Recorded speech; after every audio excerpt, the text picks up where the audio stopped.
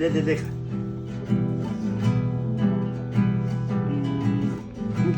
که هر آخات تتمانه ببینن جای سیبانه سیابند و خجه همون روششا کردیست بسر در شرقی تا نام شرقی گفت شرقی آنها گفتنی دا نابه نام چاکی شرقیه بیجه نام شرقی خلاکه بیجه بسر از ها بیشتران دارم که هر آفات سوانه و ببینه چای سیپانه